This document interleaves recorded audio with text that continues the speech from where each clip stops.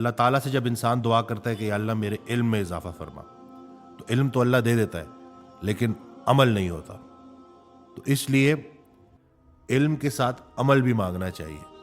علم آپ کو اللہ نے دینا شروع کر دیا، اس کے ساتھ اب عمل ہونا شروع ہوتا ہے.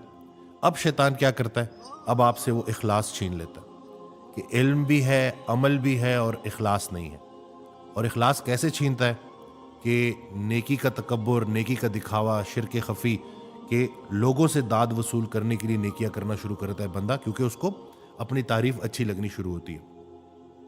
صحابہ کرام کو جب کوئی جو ہے ان کی تعریف کرتا تھا تو ان پہ ذرا ناگوار گزرتی تھی، کیونکہ وہ نیکی خالصاً اللہ کی رضا کے لیے کیا کرتے تھے. اور جب وہ ان کو کوئی اصلاح کے لیے کوئی بات کرتا تھا تو بڑی توجہ سے سنتے تھے. مومن مومن کا آئینہ ہے.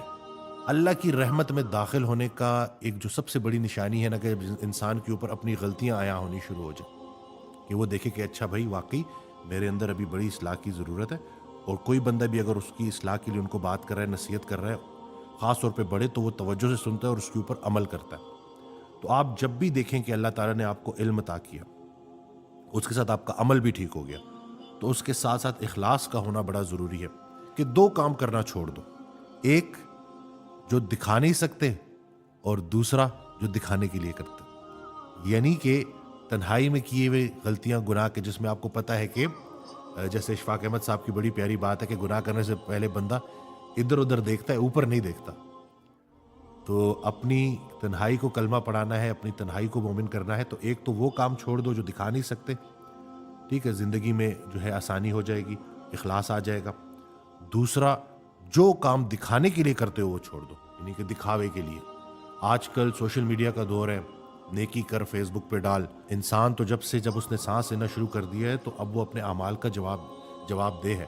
اور جو سچی نیت کے ساتھ اللہ کے لیے نیکی کرتا ہے اس میں تکبر نہیں آ سکتا، وہ دوسروں سے تعریف نہیں وصول کرتا.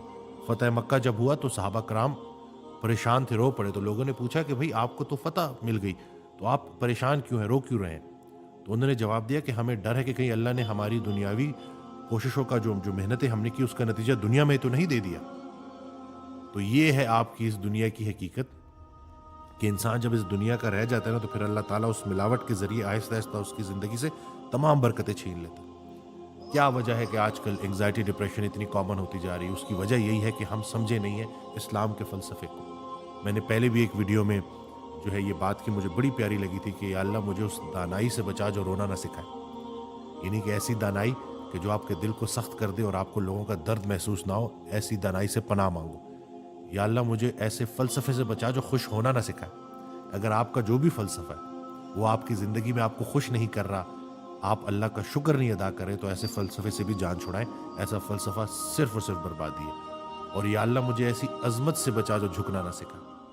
یعنی کہ اگر آپ کے اندر عاجزی نہیں آ رہی تو اس کا مطلب ہے کہ وہ جو مرتبہ ہے نا، وہ آپ کو تکبر کی اس حد پہ لے جائے گا کہ جہاں پہ آپ میں اور فرعون میں کوئی فرق نہیں رہے گا.